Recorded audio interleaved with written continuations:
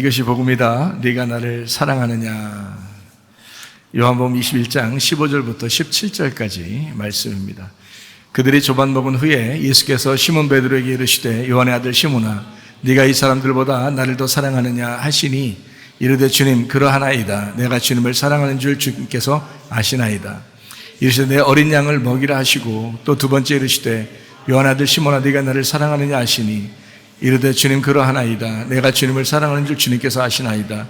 이르시되 내 양을 치라 하시고 세 번째 이르시되 요한의 아들 시몬아 네가 나를 사랑하느냐 하시니 주께서 세 번째 내가 나를 사랑하느냐 하심으로 베드로가 근심하여 이르되 주님 모든 것을 아시오매 내가 주님을 사랑하는 줄을 주님께서 아시나이다. 예수께서 이르시되 내 양을 먹이라. 이 말씀 자꾸 들어도 참 귀한 말씀이고 좋은 말씀입니다. 주님이 우리를 사랑하셨기 때문에 나도 주님을 사랑합니다 라는 그런 고백입니다. 여러분이 먼저 주님 사랑해서 교회 나온 거 아니죠? 주님께서 여러분을 먼저 사랑하셨기 때문에 그것을 아는 사람들이 교회에 나오신 겁니다. 그리고 예배를 드리시는 거거든요. 그러니까 하나님 사랑이 하나님 먼저 저를 사랑해 주셨으니까 저도 주님을 사랑합니다 라고 베드로가 고백했던 것처럼 우리도 그렇게 고백하면서 살아가는 사람들이고 그게 바로 우리 교회입니다. 저나 여러분이나 모두 다 은혜 아니면 살아갈 수가 없는 사람들이죠. 이사야 53장 5절의 말씀에 보면 주님이 찔리심은 우리의 허물 때문이고 상하심은 우리의 죄악 때문이라 징계를 받음으로 우리가 평화를 누리게 되었고 주님이 채찍에 맞으심으로 우리가 나음 얻은 줄로 믿습니다. 이것을 우리가 이게 성경 기절만 외운다고 해서 되는 게 아니라 우리가 진실로 그 마음을 가지시면 좋겠습니다. 고린도서 6장 2절 말씀 보면 보라 지금 은혜 받을 만한 때요 보라 지금은 구원의 날이로다. 그래서 예전에 그랬는가 봐 성경에서 그게 아니라 지금 우리에게도 이 주님이 동일하게 역사하시는 하나님이십니다. 그러므로 여러분에게도 그 은혜와 구원이 있어야 될 줄로 믿습니다. 예수님은 성령으로 잉태하셨고 6월절 어린 양의 피로 우리를 구원하셨습니다. 또 주님의 침례를 받으심으로 우리의 모든 죄가 예수님에게 넘어갔고 또 주님이 광야의 시험을 세 가지 시험을 받음으로써 우리의 모든 선악과 죄도 끝났습니다. 그리고 십자가 못 박혀 돌아가실 때 우리의 모든 사망까지도 끝내셨습니다. 3년 반 동안 주일 하시다가 다 이루었다 이렇게 십자가에 못 박혀 돌아가시면서 그리고 부활 승천하셨죠. 그리고 우리에게 성령을 주셨습니다. 성령을 주심으로써 우리는 그 성령님이 우리에게 오심으로 우리는 임마누엘 하시는 예수님을 알게 된 것입니다. 주님이 이렇게 임마누엘 하시는구나. 영원히 떠나지 않으시고 우리와 함께 하시는구나. 그 성령님을 거역하지 말고 그 성령님을 서운하게 하게 하지도 말고 우리가 교회에 다니는 사람들은 그 성령님 안에서 기뻐하고 그 성령님과 함께 교제하고 그렇게 사시다가 주님 만나시기를 바랍니다. 그래서 거듭나면 물과 성령으로 거듭나면 하늘로서 새로 태어난 사람이 되고 그런 사람들은 그 성령님과 함께 동행하게 되어 있습니다. 주님이 십자가 못 박혀 돌아가시고 또 부활 승천하신 그때만 주님 성령님이 함께 하는 게 아니라 주님이 태어나실 때부터 죽으심과 부활 승천할 때까지 또 지금까지도 그 성령님이 우리의 증인이 되셔요. 예수님에 대한 증인이. 그래서 그 성령님을 경험한 사람들은 이제 예수님을 증거하는 증인이 된다 그랬죠. 그래서 우리가 예루살렘 온 유대와 사마리아 땅까지 내 증인 된다 했을 때 그것은 성령이 임하고 권능이 임해야 그렇게 할 수가 있습니다. 고린도전서 1장 10절 말씀에 보면요, 같은 말을 하고 같은 생각, 같은 마음을 갖고 그리고 같은 뜻, 같이 아는 것으로 하나가 됐을 때 서로 하나 되는 것입니다. 그래서 말씀 증거하는 게 절대적이죠. 왜냐하면 그 말씀을 통해서 그 말씀과 하나가 된 사람들이 모인 것을 하나가 되는, 가정도 교회도 같은 말이 있어야 되고요. 같은 생각, 같은 마음을 품어야 되고 그리고 같이 알므로써 서로 하나 되는 가정과 교회가 되어야 합니다. 히브리 13장 8절 말씀에 보면 예수님은 그리스도시는데 어제나 오늘이나 영원토록 그렇게 예수님은 그리스도가 되신다. 그리스도는 메시아, 기름 부음 받은 메시아시다. 이렇게 알고 있어야 되겠죠. 그래서 예수님이 우리 안에 들어오셔서 그분이 나의 왕이 되시고 또 제사장이 되시고 선지자가 되신다. 그래서 우리의 앞길을 인도하시는 선지자가 되고 또 나의 모든 죄과를 다 이제 하나님 앞에 옮겨드리는 그런 제사장도 되시고 그리고 나를 통치하시는 왕이 되시고 그 주님이 내 속에 기름 부으신 왕이 바로 예수님이다. 이거를 이제 인식을 해야 합니다. 사도행전 4장 12절 말씀에 보면 다른 이름으로서는 우리 구원받을 만한 이름을 우리에게 주신 적이 없다라고 되어 있습니다. 그래서 예수님 이름만 우리의 구원자니까 우리는 예수님만 붙들고 천국에 가면 됩니다. 그래서 예수님이 십자가 못 박혀 돌아가심으로써 우리 보고 따라오라 했으니 우리가 나를 부인하고 내 자신의 십자가를 지고 주님을 따라가는 것입니다. 주님은 죽기까지 우리를 사랑하셨기 때문에 우리 보고 따라오라고 해도 우리는 괜찮아요. 왜냐하면 따라가기만 하면 되거든요. 우리는 이제 주님 안에서 나도 나를 부인하고 십자가를 지고 따라가야 되겠구나 이런 결심을 하고 따라가면 주님의 제자가 될 수가 있습니다. 성경 전체의 어떤 요약을 여러분에게 한번 나누었는데 어떻게 되냐면 에덴, 아담, 가나안, 성막, 성전, 예수 그리스도, 교회, 성도 이렇게 하나님의 그 몸이 변천한 거죠. 변천사입니다. 이렇게. 그래서 창세기부터 요한계시록까지 해서 쭉 연결된 내용, 그러니까 전체적인 완성의 내용, 성경의 완성의 내용은 바로 에덴, 아담, 가나안, 성막, 성전, 예수 그리스도, 교회, 성도 이렇게 해서 완성이 되는 거예요. 그게 성경이라는 겁니다. 그러니까 이렇게 바뀌었다는 얘기는 여러분과 제가 에덴 동산이라는 얘기고 여러분과 제가 가나안 땅이라는 얘기고요. 여러분과 제가 성막이라는 얘기고 성전이라는 얘기고 여러분과 제가 그리스도의 몸이라는 얘기고요. 그것이 교회라고 하는 것입니다. 그래서 교회가 완성이라 이렇게 말한 거예요. 여러분에게 교회를 사랑하라 하는 것은 특별히 그 그리스도의 몸된 그 교회를 사랑하라. 그럼으로써 너가 그 신앙생활이 그 성경이 네 속에서 완성이 되는 것이다. 그래서 성경을 살아가다가 주님 만나는 거. 이게 이제 진정한 신앙인이라는 거죠. 아마 여러분이 이렇게 자세한 얘기들을 우리 교회 와서 아마 들었을 거예요. 저는 이거에 대해서 굉장히 많이 연구도 했지만 주님께서 이제 말씀을 그렇게 주셔서 알게 돼서 이거를 여러분에게 늘 이제 주장하며 얘기하고 있습니다. 요한복음 1장에는 말씀, 생명, 빛, 진리, 어린 양 이렇게 요약이 되는 말씀이라고 했습니다. 그분은 바로 사랑이다. 그래서 말씀, 생명, 빛, 진리, 어린 양은 결국에는 결론적으로 사랑을 주려고 했던 것이다 라는 그런 얘기예요. 사랑. 그래서 진리는 반드시 사랑을 가져온다. 진리를 아는 사람은 사랑하게 되어 있다. 왜 사랑을 못하느냐? 사람들이 진리를 몰라서 그런다. 다시 말하면 거짓이 그 속에 들어있어서 그런다. 그러니까 사랑을 못하는 거다. 진짜 진리가 그 속에 들어와 있으면 사랑하게 되어 있다. 이것은 성경 말씀이고 성경의 완성이기 때문에 이미 이루어진 완성이기 때문에 그럴 수밖에 없다는 겁니다. 진리라는 건 하나님의 본질을 말하고요. 사랑이라고 하는 것은 빛이라고 해서 표현을 얘기합니다. 하나님의 그 본질에 대한 그 진리의 표현, 그것이 바로 예수님이라고 하는 거죠. 그래서 요한복음 1장에는 예수님을 소개한 거예요. 그러니까 여러분이 이제 간단하게 이걸 좀 기억했으면 좋겠어요. 뭐냐면 진리와 사랑 이렇게 기억했으면 좋겠어요. 요건 물론 기억한다고 다 천국 간다, 기억 못하면 지옥 간다 이런 말이 아니에요. 제가 말하는 건 기억했으면 좋겠다는 말은 여러분이 성경 말씀을 듣고 또 성경을 읽기도 하고 또 성경 말씀을 사랑할 텐데 그게 진리라고 하는 말씀입니다. 그러니까 똑같은 성경 가지고 거짓 말씀을 받는 사람들도 있거든요. 그러니까 진리의 말씀을 듣는다는 것은 죽음을 전제로 한다. 죽음을 전제로 하다 보니까 자기를 통해서 자기가 찢기고 속에 있는 사랑이 나오도록 한다는 거죠. 예, 그래서 하나님도 자기를 찢기고 자기를 찢으시고 속에서 사랑이 나오도록 하신 분이 바로 하나님이십니다. 그래서 진리는 반드시 사랑을 가져온다는 겁니다. 그래서 진리가 아니고 거짓은 미움을 가져오게 되고요. 그러니까 진리는 사랑을 가져오게 되어 있다. 그래서 그 빛이라고 하는 그 사랑을 표현하는, 그러니까 하나님의 표현은 바로 예수님으로 나타났다. 하나님의 표현이 바로 예수님이다. 그 진리가 오면, 그 진리가 오면, 그 예수님이 오시면 나를 벗겨낸다는 겁니다. 나를 벗겨낸다. 그래서 내가 찢어지게 되죠. 그래서 내가 벗겨지게 되면 사랑이, 내 속에 있는 사랑이 또 드러나게 돼 있다는 거예요. 그래서 우리는 원래 사랑은 아니지만 속에 있는 하나님의 마음이라는 사랑이 내가 찢겨질 때만 나온다는 거예요. 그래서 여러분 그 구약 성경에 보면 전쟁할 때 막 항아리 깨뜨리고 그러죠. 그 항아리가 진흙 같은 나예요. 진흙 같은 난데 그게 깨뜨려져야 빛이 나오는 거예요. 그러니까 사랑이라는 건 반드시 진리로 나를 벗겨내지 않으면 사랑은 안 나오게 돼 있어요. 네. 그러니까 진리로 내가 벗겨지면 사랑 나오지 말라고 막 빌어도 나와요, 사랑이.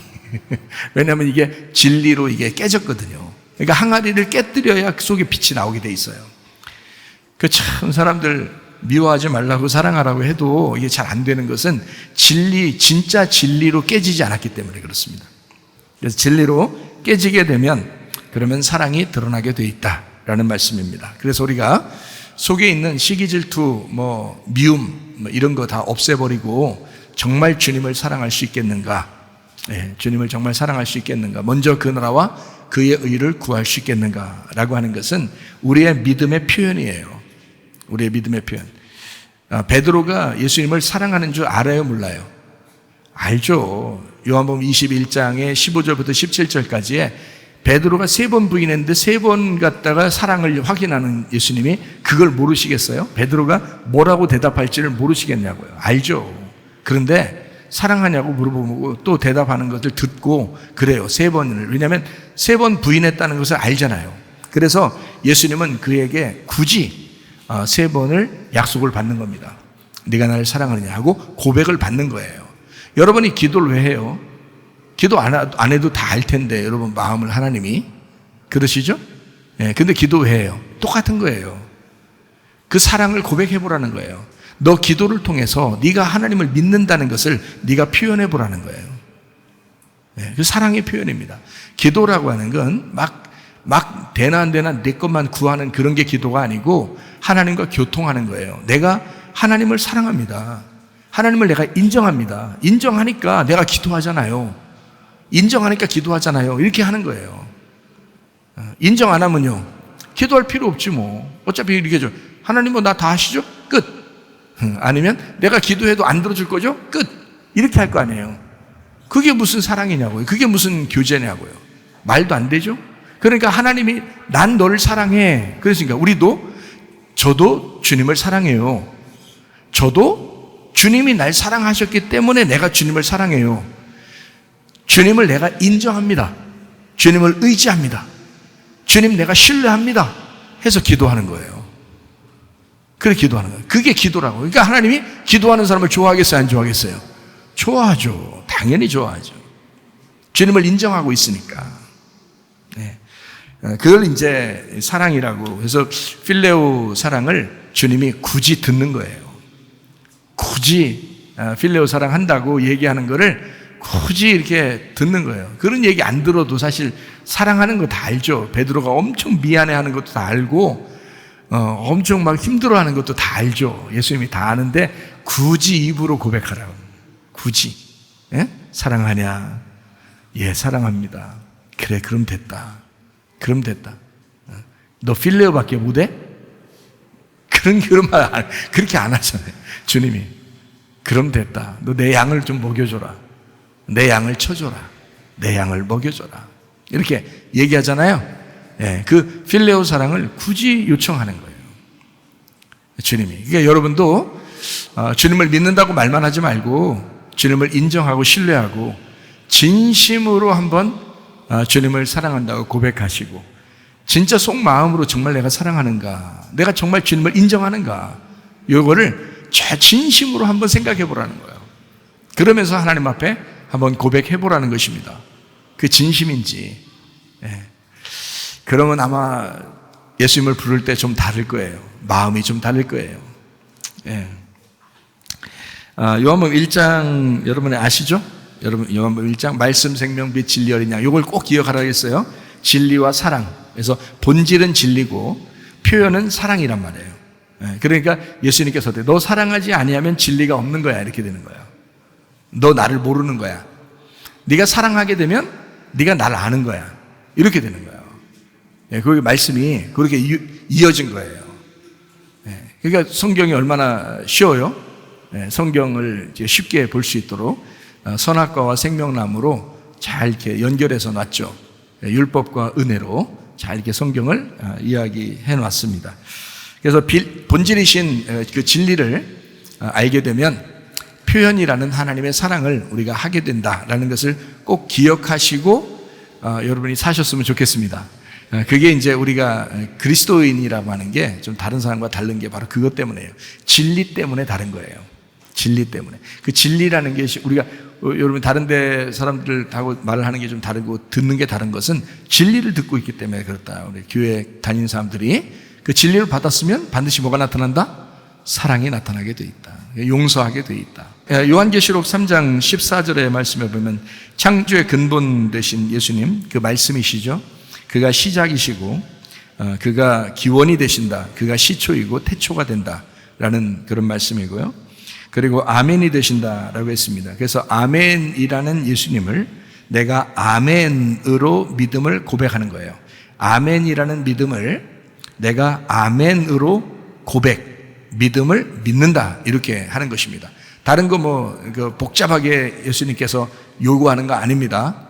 너 복잡하게 이렇게 해야지 네가 날 사랑하는 거고 네가 날 믿는 거야 라고 요청하지 않아요. 아주 간단한 겁니다.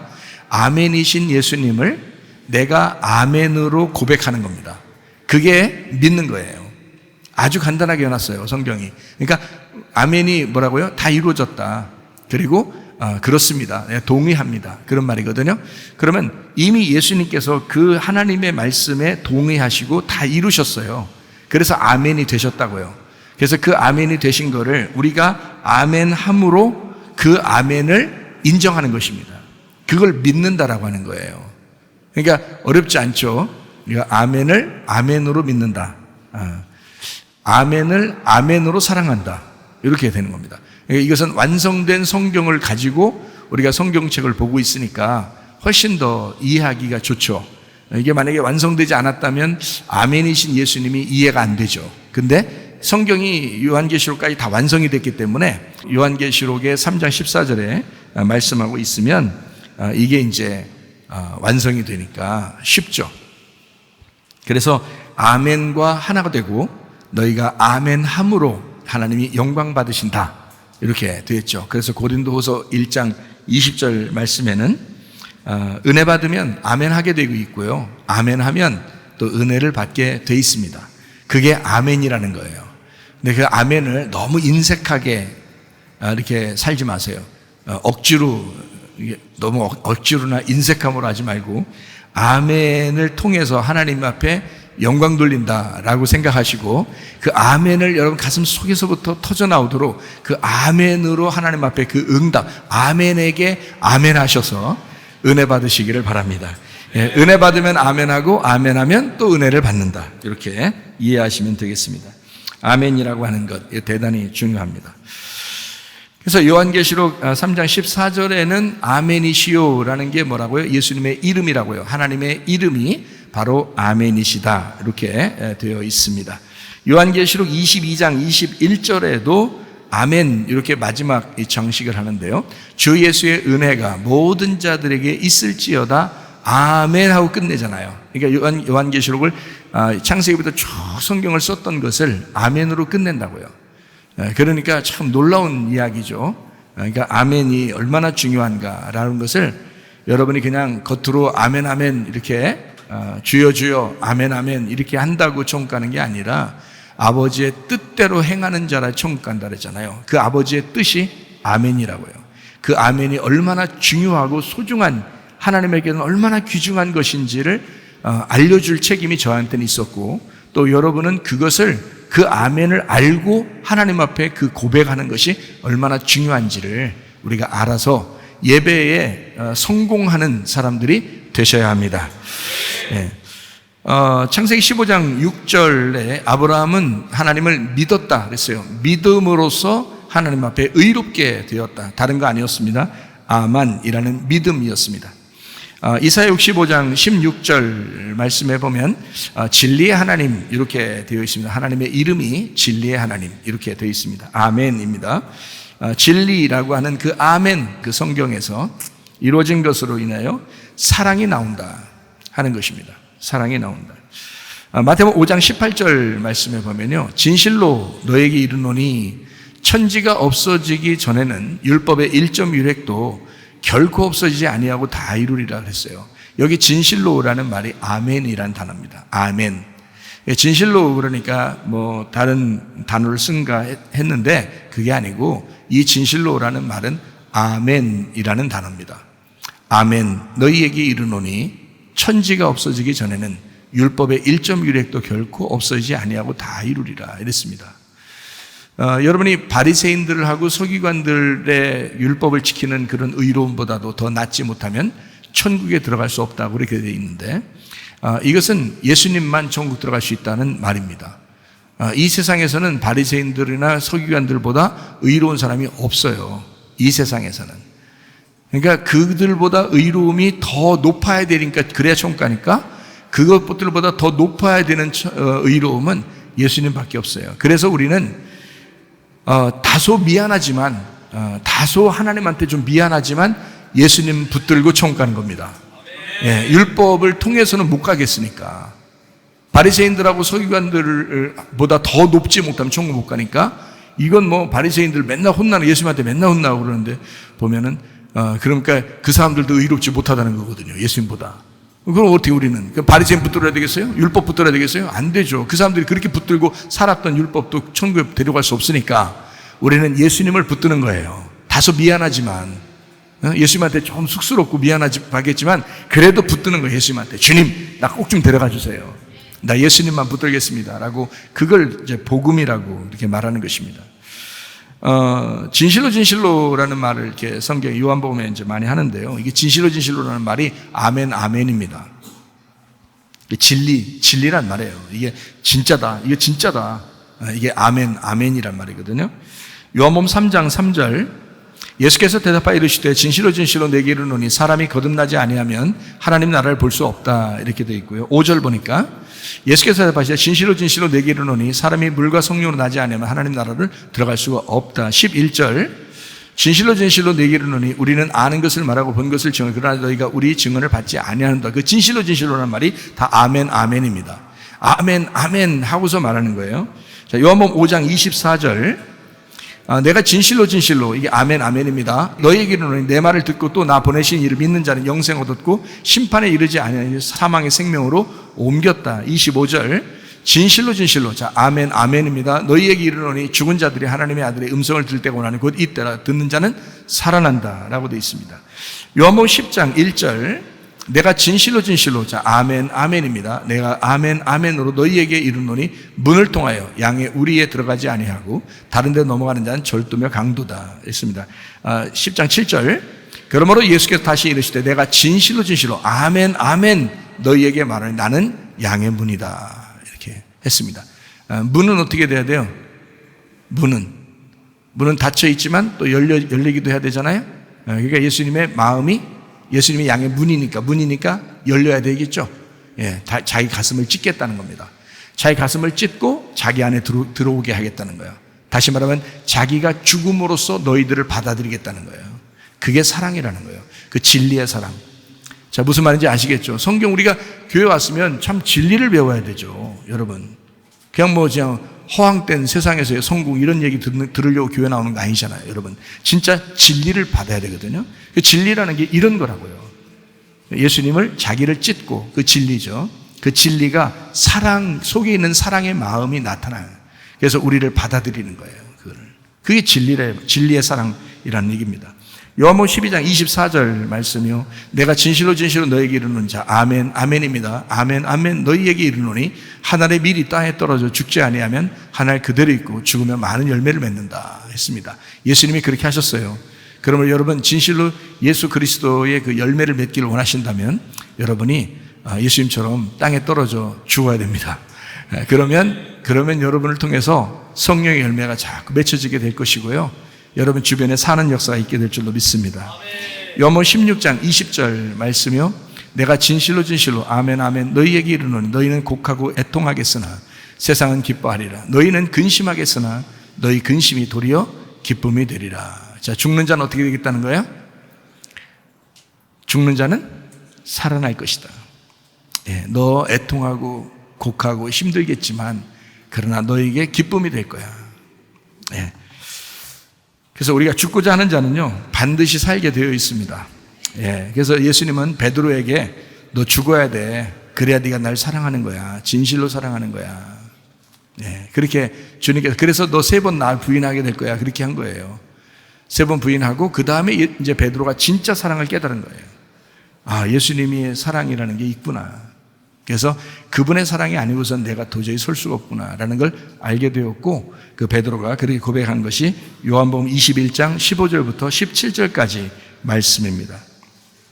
그 아멘의 주님이 사랑하고 또 그 사랑한다는 것을 베드로가 이제 인지하고 깨달았을 때 그렇게 느꼈을 때 이제 진실한 그 사랑, 그 당신의 사랑이 내게 왔으므로 내가 당신을 사랑합니다라는 필레오를 이제 고백하게 된 것입니다. 여러분도 진실로 주님을 사랑하는가? 아멘이신 그 주님을 사랑하는가?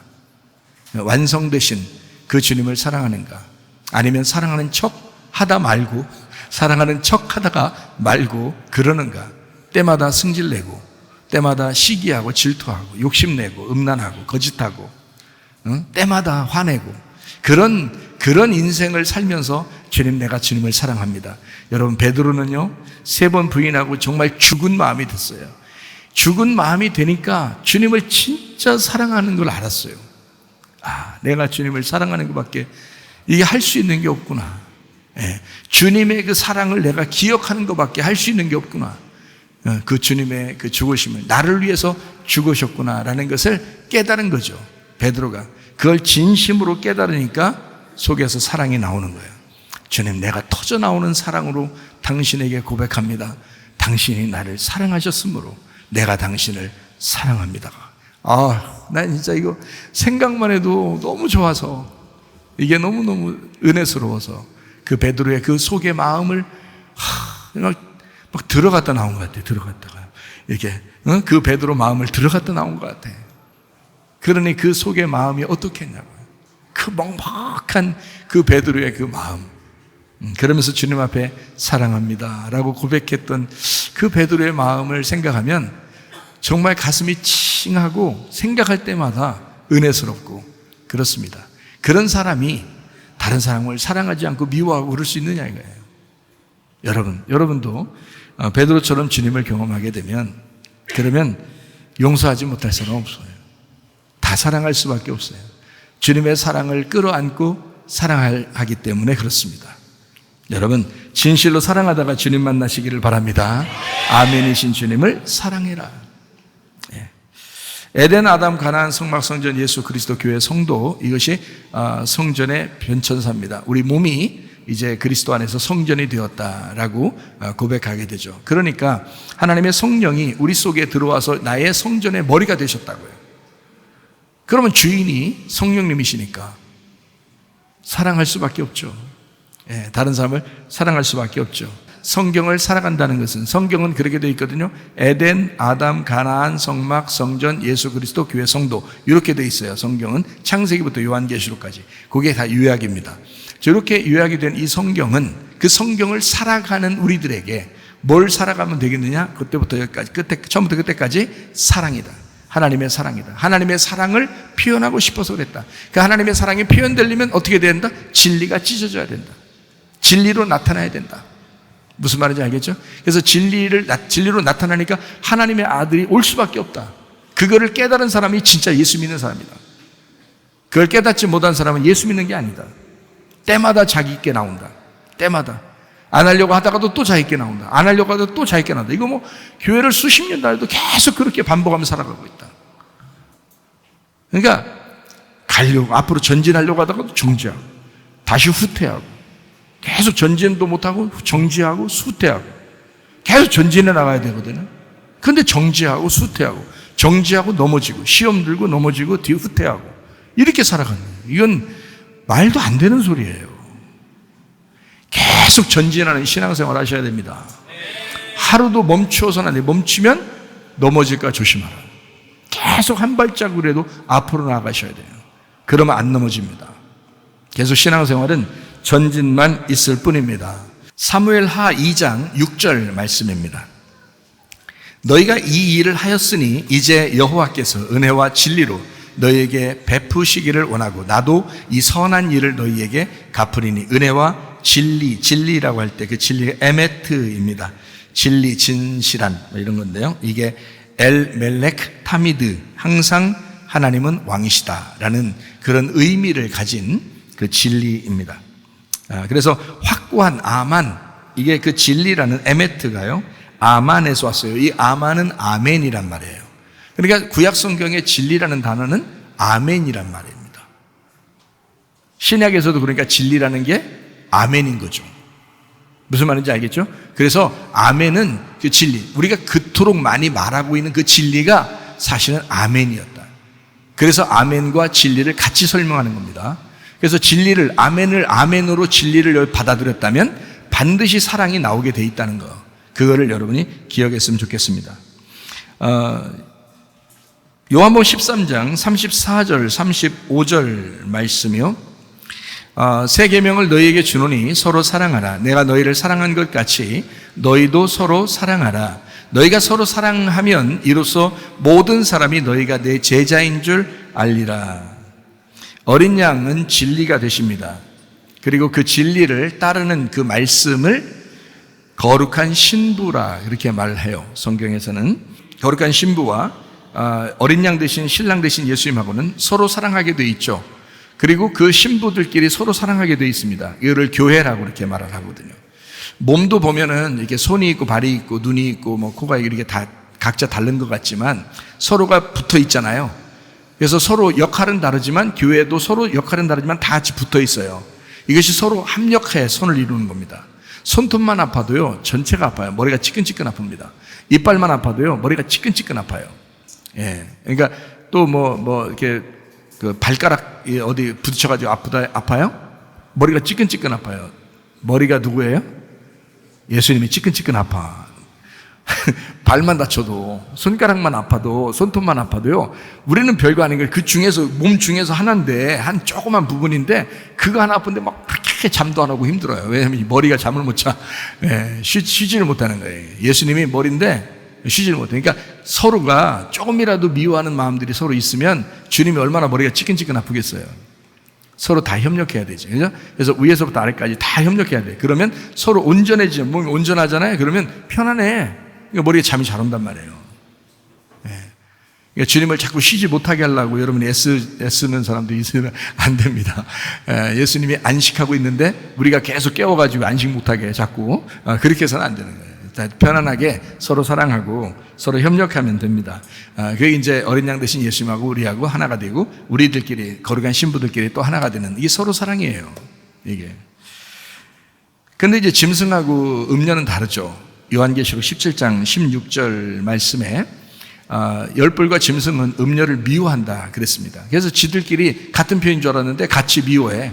그래갖고 벌거벗게 하고 살을 먹고 불로 아주 태워버린대요. 그러니까 지들끼리 미워하는 거예요. 여기 교회 안에서도 여러분이 만약에 미워하고 그런다면요, 여러분 어떤 사람이냐면 당신은 음녀가 되는 거예요. 서로 미워하는 거예요. 서로. 짐승이고 음녀고요. 그러니까 짐승 같은 말을 하면서 속에 짐승 같은 생각을 가지고 음녀 짓을 하는 거예요. 그게 다 미워하는 거죠. 그러니까 어린 양과 신부는 어떻게 한다고요? 서로 사랑하는 거라고요. 이게 완전히 달라요. 가정에서도 똑같아요. 가정에서도 짐승 같은 가정 하지 말고, 음녀 같은 가정 하지 말고, 신부 같은 가정이 되시고, 또 어린 양 예수님을 주인으로 섬기는 그런 가정 되시기를 바랍니다. 자, 이게 깨끗한 영, 선한 영, 이거를 성령이라고 그랬죠. 그래서 사도행전 1장 8절에 성령이 너에게 임하시면 권능을 받고 예루살렘과 유대와 사마리아 땅까지 내 증인된다, 이렇게 말씀합니다. 그 성령이라고 하는 게 하기오스 푸니마입니다. 이게 순결하고 깨끗하고 정결한 영이다, 이렇게 했습니다. 그러나 그런가 하면 마태복음 12장 45절의 말씀에 보면요, 악한 귀신 이렇게 했는데, 그 악한, 더럽고 악한 귀신이라고 되어 있는데요, 그 더러운 영, 악한 영, 이 악한 영이 포네로스 푸니마라고 했죠. 그러니까 포네로스 푸니마라는 것은 뭐냐면 병들고 아프고 그리고 가난하게 하고 고통스럽게 하고, 이거를 악한 귀신이라고 하거든요. 그러니까 집안에 이런 악한 귀신이 있으면 힘들어요. 그러니까 예수의 이름으로 악한 귀신을 쫓아버리시기를 바랍니다. 그리고 깨끗한 영이 여러분 가정을 지배하도록, 통치하도록, 하나님의 성령이 우리 가정을 통치하도록, 내 몸을 통치하도록, 그렇게 그거를 믿으세요. 그리고 계속 외치시라고요, 여러분. 그것이 이루어질 때까지 외치시라고요. 그러니까 여러분이 속는 게 뭐냐면, 설마 귀신이 그랬겠어, 이렇게 한다고요. 그러니까 당하는 거예요, 여러분. 아픈 것도 가난한 것도 당하는 거예요. 그냥 설마, 그러니까 설마가 뭐 잡는다는 얘기도 있죠. 설마가 사람 잡는다니까, 진짜. 설마 하다가요, 그게 계속 끌고 자기 집안을 끌고 내려가고 있는지도 모르고 있는 거예요. 이게 내려온다니까, 그런 게. 그러니까 여러분이 이런 말씀을 들으면, 아, 내가 진리에 서야 되겠구나. 이놈이 자꾸 우리를 속이는구나.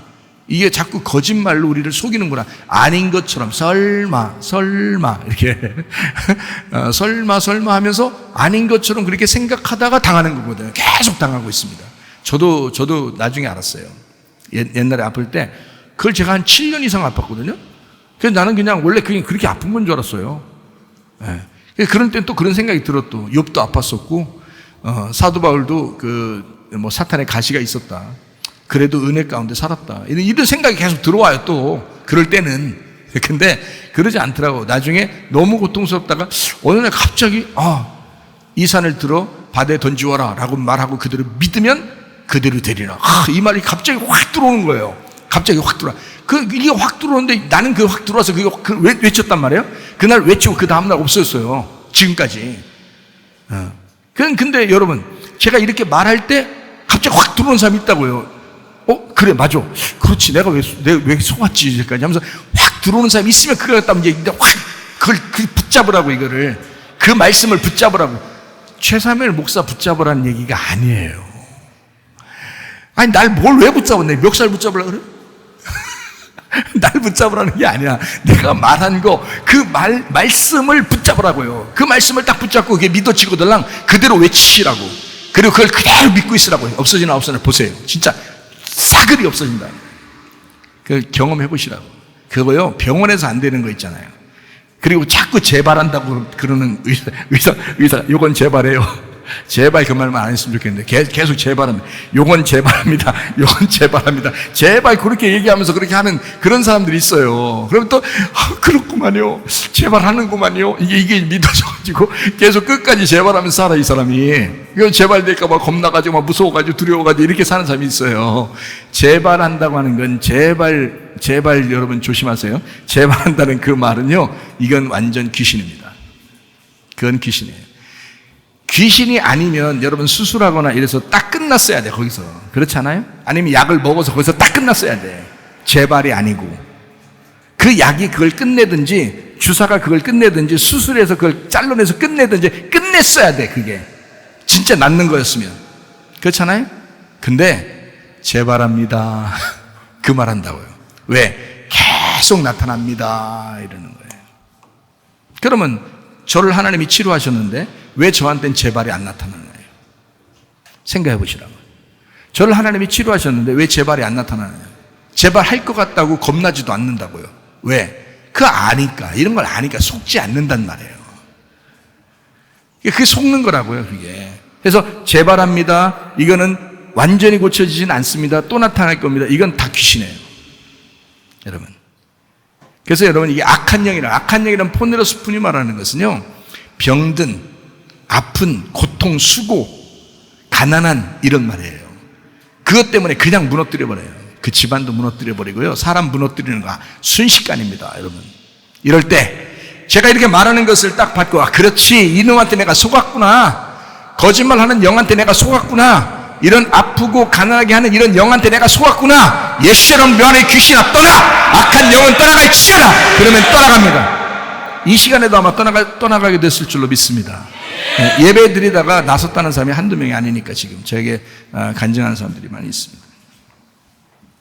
진리라고 하는 건 하나님의 본질입니다. 사랑이라고 하는 것, 그 빛이라고 하는 건 진리의 표현인 예수님이십니다. 진리가 오면 나를 벗겨내게 되어 있습니다. 나를 벗겨내면 사랑이 드러나게 되어 있다. 자, 무슨 말인지 요약이 되죠? 우리는 애굽에서 태어났어요. 그 첫째 아담이라고 그래요. 그리고 태어나서 바로 가나안 땅에 간 게 아닙니다. 그렇죠? 성경에 보면 홍해바다라는 걸 건너요. 홍해바다 건너면 양쪽 다 물이 있었죠. 그리고 위에 구름이 떴고요. 그러면 그 밑에 구름, 옆에 물, 이게 다 어떻게 한 거예요? 목욕하면서 지나가는 겁니다. 목욕하면서 지나가는 홍해 목욕이라고 그래, 그걸. 홍해 목욕. 홍해 목욕 끝나고 이제 갔어요. 갔더니 광야가 나타났어요.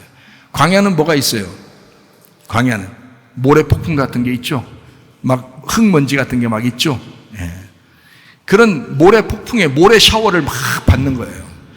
샤워해야 돼, 일단. 그러니까 그냥 목욕을 하든지 샤워를 하든지 막 해야 돼, 우리가. 그거 거치지 않고서는 가나안 땅에 못 들어가요. 그러나서 또 어떻게 해요? 광야를 다 지나고 난 다음에 또 어떻게 해요? 요단강 건너게 하죠. 요단강 또 어떻게 해요? 요단강 침례란 말이에요. 요단강 침례, 요단강 목욕이거든요. 홍해에서 목욕시키죠. 광야에 가서 모래로 샤워시키죠. 그 다음에 요단강에서 목욕시키죠. 그리고서 가나안 땅 들어가는 거예요. 그러니까 목욕하셔야 돼. 샤워하셔야 돼. 하나님이 여러분을 그렇게 만드신단 말입니다.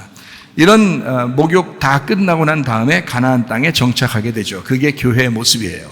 그러니까 여러분과 저는 교회 모습에 와서는 내가 목욕한 자이구나. 내가 샤워를 싹 한 자구나. 그래야 교회의 모습에서 여러분 스스로가 버텨낸단 말이에요. 진리는 사랑을 표현하는 거죠. 요한복음 21장 15절부터 17절까지 말씀에 아가파오로 물어봤을 때 필레오로 대답하고요. 아가파오로 물어봤을 때 필레오로 대답하고, 필레오로 물어봤을 때 또 필레오로 대답했어요. 그 말은 성경이 사랑으로 되어 있다라는 겁니다. 그래서 성경을 알아가야 되고 그 성경을 알게 되면 사랑하게 되어 있다. 그러므로 성경을 살아간다는 것은 진리를 알게 돼서 진리를 알게 되면 사랑이 내 속에서 흘러나온다는 거죠. 그런 것이 성경이다라고 하는 것을 말하는 것입니다. 자, 진리라는 것은, 자, 이제 다시 요약하면서 이제 마치도록 하겠습니다. 진리라고 하는 것은 뭘 간단하게 얘기하는 거냐면요, 우리 껍질 벗기는 것입니다. 껍질 벗기는 게 진리라고 그래요. 진리가 뭐라고요? 네, 껍질 벗기는 거라고요. 여러분보다 제가 더 빨리 얘기하려고 그랬네요. 진리는 베드로의 껍질을 벗겨내는 것입니다. 자, 진리가 나타나요. 그러면 예수님이 십자가 못 박혀 돌아가셨다가 부활하시고 베드로를 다시 찾아오신 거잖아요. 그 베드로 왜 찾아왔겠어요? 진리를 통해서 베드로를 맞닥뜨리면 베드로를 찢어버리기 위해서예요. 그래서 사랑을 물어본 겁니다. 베드로 찢으려고. 그래서 예수님이 딱 베드로를 만나서 그 베드로의 옷을 벗기는 거예요. 베드로 껍질을 벗겨버리는 거라고. 참 잔인하지만 그렇게 할 수밖에 없는 거예요. 베드로를 벗겨버리는, 이거를 진리라고 하는 거예요. 여러분 교회에 와가지고요, 어떨 때는 말씀 들으면서 막 자기가 진짜 숨을 곳이 없을 정도로 막 말씀이 자기를 막 이렇게 건들죠. 치고, 그죠? 그래서 자기를 막 숨을 곳이 없도록 자꾸 이게 막 자기가 드러나죠. 말씀을 듣다 보면 막 드러나요. 그러니까 저도 드러나는데 여러분도 오죽 드러나겠어요? 그러니까 드러난단 말이에요. 이게 말씀을 통해서 자기가 드러나는 걸, 이걸 뭐라 그러냐? 이게 벗겨진다는 거죠. 껍질이 벗겨져야 속에 진실한 알맹이가 나오는 거예요. 그래서 여러분 속에서 내가 여러분에게 사랑하세요 한다고 사랑하겠냐고요? 안 된다고. 진리로 여러분을 벗겨내면 그냥 사랑이 나온다고요. 그래서 진리로 벗겨내는 거예요. 그 역할을 하는 게 말씀 증거하는 자고, 하나님은 그거를 우리에게 요구하시는 겁니다. 목회자들에게. 그러니까 자기 양을 먹여라, 자기 양을 쳐라, 자기 양을 먹여라 그러는 거예요. 그러니까 말씀을 먹임으로써 그 양들을 돌보고 치는 겁니다.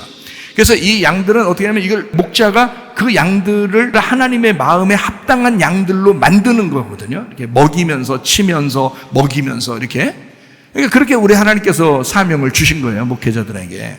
그거 알고 목회하는 사람이 많지가 않아요. 자기도 뭐 그냥 어떻게 하다 보니까 그냥 목회하게 된 사람들이 한두 명이 아니니까. 근데 진실하면 여러분, 저에게 뭐 여러분이 뭐 좋게 해주세요, 나쁘게 해주세요 이런 거 요구하지 않아도 하나님의 종은 당연히 하나님의 말씀을 증거해야 되는 거예요. 그러니까 하나님 말씀 증거한다는 말은 다른 말이 아니에요. 진리를 선포하는 겁니다. 진리를 선포하게 되면 여러분이 찢겨요. 여러분이 벗겨진다고. 그냥 진리만 계속 얘기하잖아요. 여러분이 그냥 벗겨져요. 왜 그런지 알아요? 여러분이 거짓이었기 때문에 그렇습니다. 여러분이 외식하고 앉아있기 때문에 그런 거예요. 외식하고 앉아있죠. 그냥 아닌 것처럼 앉아있죠. 이거 다 벗겨지는 겁니다. 진리만 계속 증가하면요, 이게 다 벗겨져요. 벗겨지면 이제 그대로 순종하게 되고 눈물도 흘리고 가슴을 치고 이러다가 이제 사랑이 나오는 거죠. 속에 있는 진실한 사랑이 나오게 되는 거죠. 주님을 사랑한다고 고백하면서 자기 사랑이 이제 나오게 되는 거죠. 자, 껍질 벗기는 예수님이 찾아오시게 되면, 그 진리가 찾아오게 되면 사명을 주십니다. 그래서 이제 진짜 진리를 통해서 껍질이 벗겨지잖아요. 그러면 그 사람이 할 일이 생겨요. 하나님을 위해서 할 일이 생기고 그에게 반드시 넌 어떻게 살아라라는 것이 막 오게 된다고요, 그 사람이. 자, 껍질 벗겨져야 할 사람. 구약에서 여러 사람이 있었는데요. 신약에서도 여러 사람이 있고 지금도 우리에게 여러 사람이 있는데 껍질 벗겨져야 할 사람. 구약에서 한 사람을 꼽는다면 가인이라고 하는 사람은 껍질이 벗겨졌어야 돼요. 그렇잖아요? 가인은 껍질로 살았어요. 신약에서 껍질이 벗겨져야 할 사람, 한 사람을 꼽는다면, 여러 사람이 있지만 한 사람을 꼽는다면 사울. 바울이 된 그 먼저 있었던 사울. 그 사람 껍질 벗겨져야 할 사람이었습니다. 창세기 4장 17절 한번 보겠습니다. 아내와 동침함에 그가 임신하여 에녹을 낳은지라 가인이 성을 쌓고 그의 아들의 이름으로 성을 이름하여 에녹이라 하니라. 여러분, 에녹 그러면 여러분이 어때요? 그 에녹이라는 사람은 어떤 사람이에요? 하나님과 동행한 사람이죠. 그런데 그게 창세기 5장에 나와요. 그건 창세기 5장에 나온다고요. 셋의 자손으로요. 그런데 여기에 나오는 에녹은 가인의 아들이에요. 가인의 아들. 가인이 누군지 아시죠? 그런데 가인이 자기 아들을 에녹이라고 그러고 에녹을 위하여 에녹성을 지었어요. 그러면 여러분 봐요. 성경은 어떻게 됐다고 했어요? 항상 첫째 아들과 둘째 아들이 있었고 둘째 아들을 선택한다 그러죠. 그렇죠? 선악과와 생명나무가 있으면 생명나무를 선택하게 되어 있거든요. 그죠? 첫째 아담이라는 내가 있고 그 다음에 나를 죽이고 둘째 아들이신 예수님이 오신다. 이렇게 해야 되는 거죠. 마찬가지로 창세기 4장에는 여기 가인의 아들 에녹이 있고요. 창세기 5장에는 하나님의 아들 에녹이 있어요. 그러니까 하나님의 아들 에녹은 진실로 하나님과 동행한 사람이었고, 창세기 4장에 있는 에녹성, 이 에녹이라고는 에녹을 통해서 에녹성을 만들었는데, 자기가 하나님하고 동행한다고 주장하는 종교를 말합니다. 가짜 에녹이에요. 자기는 교회 다니면서 나 하나님하고 동행하고 있어 라고 생각하고 있는 그런 가짜 에녹을 말합니다. 진짜 에녹은 창세기 5장에 나타나요. 성경을 여러분이 읽어보시면 잘 압니다. 자, 창세기 4장 9절 말씀 보겠습니다. 여호와께서 가인에게 이르시되 네 아우 아벨이 어디 있느냐? 그가 이르되 내가 알지 못하나이다. 내가 내 아우를 지키는 자이니까. 이렇게 말해요. 함부로 말하는 거죠. 다시 말하면 내가 아벨을 죽이는 것이 당연한 거 아닙니까? 이런 얘기예요. 얼마나 당당합니까? 내가 내 동생 죽이는 게, 아벨 죽이는 게 당연한 거 아닙니까? 내가 얼마나 열받았는데. 뭐 이런 얘기예요. 자, 이런 말을 똑같이 한 사람이 있어요. 신약에서. 사울이라고 그랬죠? 사도행전 8장 1절입니다. 사울은 그가 죽임당함을 마땅히 여기더라. 누구 죽이고서 이런 얘기 했어요? 스데반 죽이고요. 스데반 죽이고 내가 스데반 죽인 게 당연한 거 아닙니까?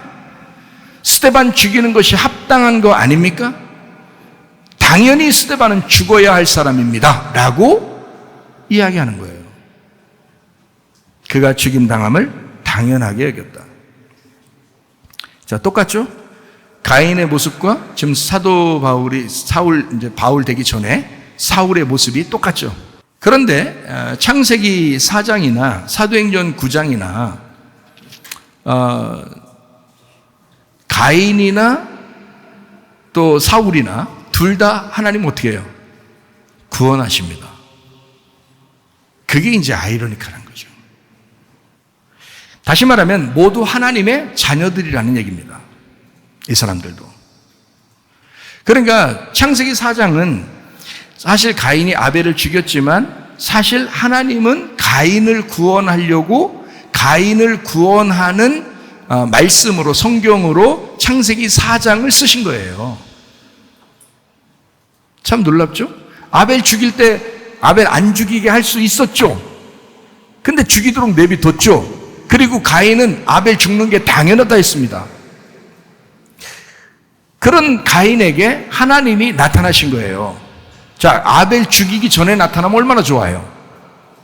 근데 그렇지 않아요. 가인이 아벨 죽이고 난 다음에 나타나신 거라고요. 이게 나타나셔가지고 물어보는 거. 너 왜 아벨 죽이냐 그러니까 내가 아벨 죽이는 게 당연한 거 아닙니까? 이렇게 얘기하는데 뭐 하나님 어떻게 해요? 이걸 죽여 살려 이걸 진짜 자기 당연하다는 거예요. 그만큼 당당한 거예요. 사도 바울이 되기 전에 사울이었을 때 스데반을 죽이면서 당당한 거예요. 저 스데반은 반드시 죽어야 할 자라는 거예요. 네, 그렇게 여긴 사람이에요, 사울이. 성경이 참 놀라운 이야기들로 되어 있죠. 그런데 그들도 역시 회개 기도를 합니다. 가인 같은 사람도 회개하고요. 사울도 회개합니다. 주님을 만나고 난 다음에 회개하는 거예요. 주님 만나고서. 창세기 4장 13절 말씀입니다. 가인이 여호와께 아뢰되 내 죄벌이 지기가 너무 무겁습니다. 내가 죄인입니다. 이런 얘기예요. 나 죄인입니다. 고백하잖아요. 창세기 4장 15절 말씀이요. 여호와께서 그에게 이르시되 그렇지 아니하다 가인을 죽이는 자는 벌을 7배나 받으리라 하시고 가인에게 표를 주사 그를 만나는 모든 사람에게서 죽임을 면하게 하시니라. 어때요? 하나님이 가인을 구원하시는 겁니다. 여러분이 생각할 때 가인이 아주 못된 사람처럼 여겨졌죠? 여러분보다는. 그런데 그 가인도 하나님이 구원하신다 이 말이에요. 그러니까 창세기 4장은 하나님이 가인을 구원하고자 마련한 책입니다. 자, 사도행전 9장을 볼까요? 사도행전 9장 5절 봅니다. 대답하되 주여 누구십니까? 이르시되 나는 내가 박해하는 예수라. 6절 너는 일어나 신으로 들어가라. 네가 행할 것을 네게 이를 자가 있느니라 하시니. 그리고 사도행전 9장 3절 4절입니다. 사울이 길을 가다가 다메섹에 가까이 이르더니 호련히 하늘로부터 빛이 그를 둘러 비추는지라. 땅에 엎드러져 들음에 소리가 있어 이르시되 사울아 사울아 네가 어찌하여 나를 박해하느냐 하시거늘.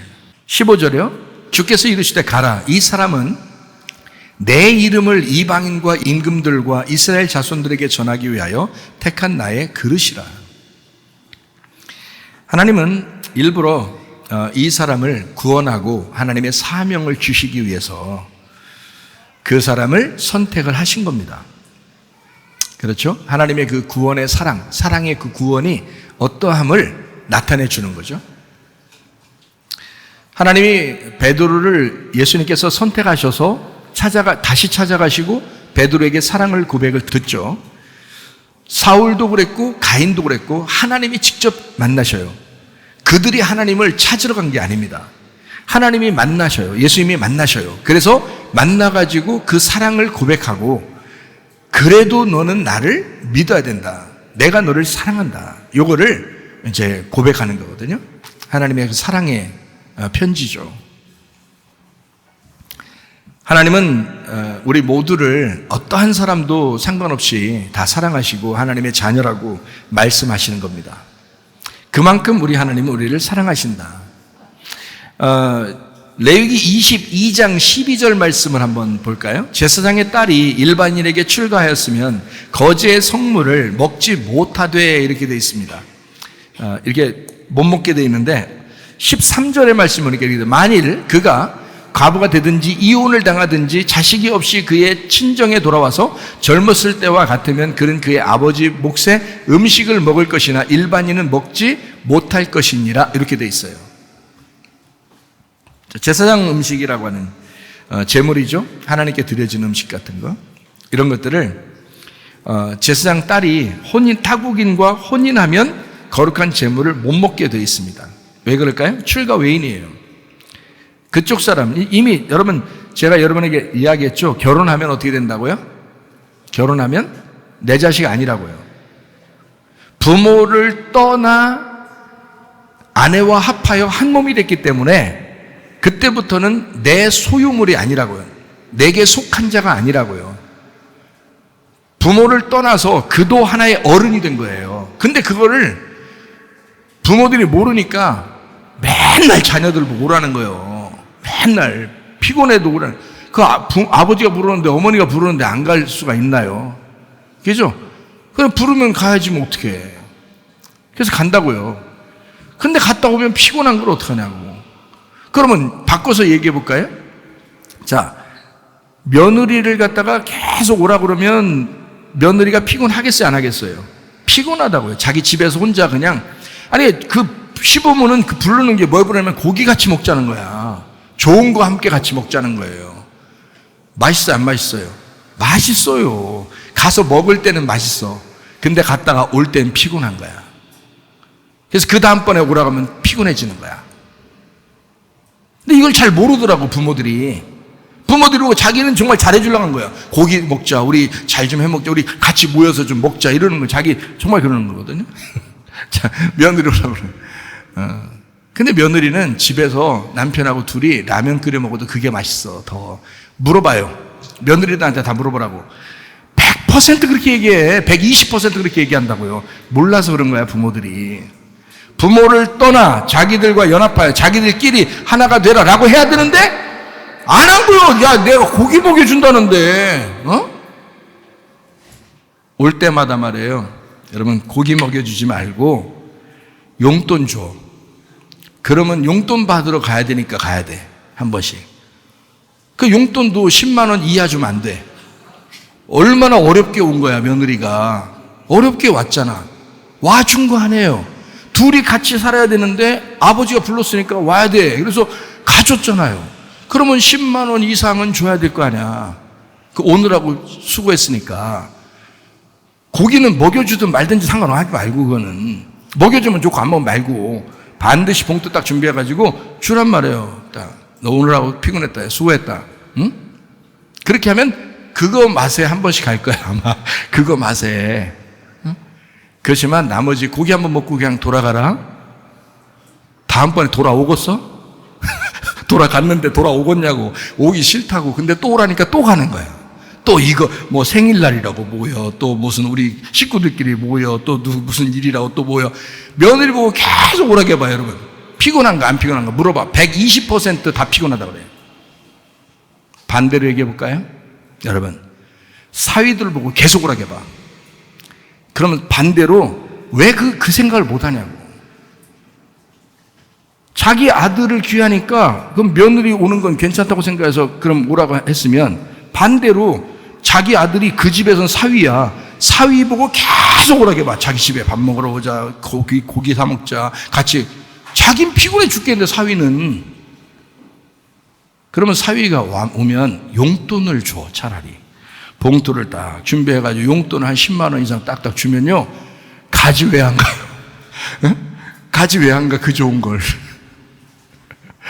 그렇게 해보시라고. 내가 얘기한 대로 진짜 한번 해보시라고. 가정 행복으로 해서 한번 해보시라고요. 좋은가 안 좋은가. 가정 행복합니다. 그렇게 하면. 아니 진짜예요.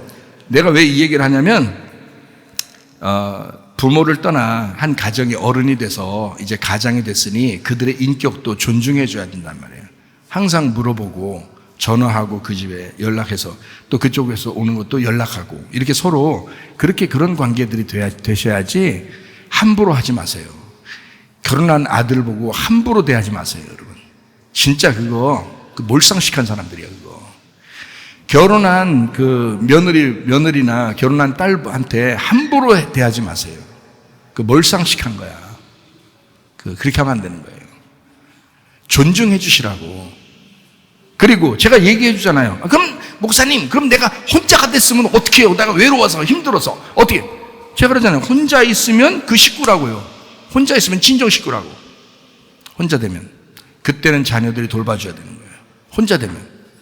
남편과 아내가 있을 때는 돌봐주는 게 아니잖아요. 괜히 간섭하게 된다고. 그건 안 된다고. 혼자 있을 때도 간섭하는 게 아니라 인격적으로 자녀들이 돌봐주라고 그런 거지. 성경에 나와 있죠. 돌봐주라고 돼 있지 혼자 된 엄마가 아빠가 자녀들을 간섭해라 이렇게 나와 있지는 않아요. 성경에. 이건 완전히 다른 사람입니다. 완전 다른 사람인데 그 자녀들이 엄마나 아빠가 혼자 돼 있으면 돌봐주라고 돼 있어요. 이거 성경 신약 찾아보세요. 바울 서신에 나와 있으니까 찾아보시는데, 제가 일부러 바울 서신이라 이렇게 얘기하면 그거 다 읽어보라고 하는 뜻이에요. 일부러. 자, 보세요. 제사장 딸이 타국인과 혼이 나면 거룩한 재물을 먹지 못합니다.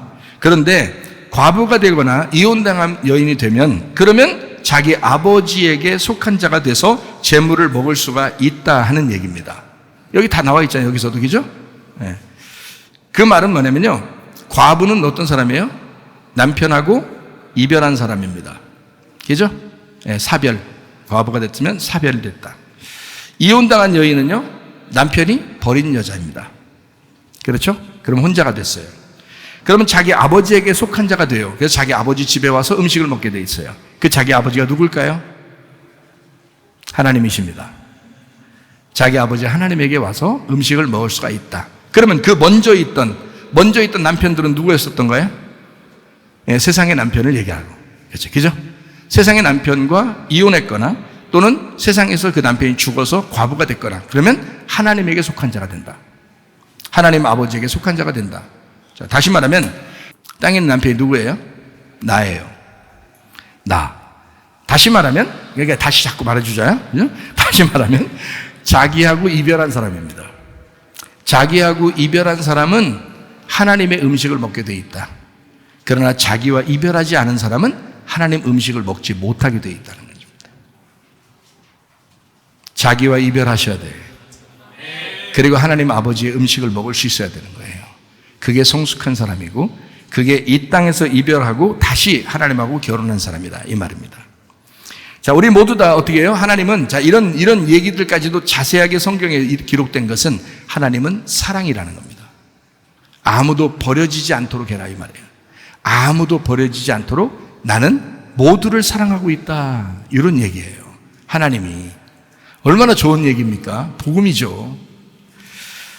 자, 주님은 심령이 가난한 베드로를 구원하셨습니다. 심령이 가난한 베드로. 요한복음 21장 15절부터 17절까지 말씀.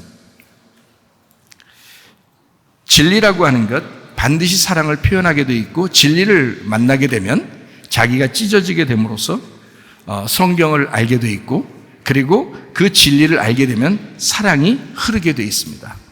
그러므로 그 사랑이 흐르는 것은 어떤 사랑? 주님이 날 사랑하셨기 때문에 내가 주님을 사랑합니다 라고 하는 필레오의 사랑이 흐르게 되어 있다. 여러분 속에서도 남편과 아내가, 또 부모와 자녀가, 또 교회 성도들끼리도 다 필레오의 사랑이 흐르시기를 바랍니다. 사랑하게 되면 하나님을 아는 것입니다. 사랑하게 되면 하나님이 그 속에 있는 것입니다.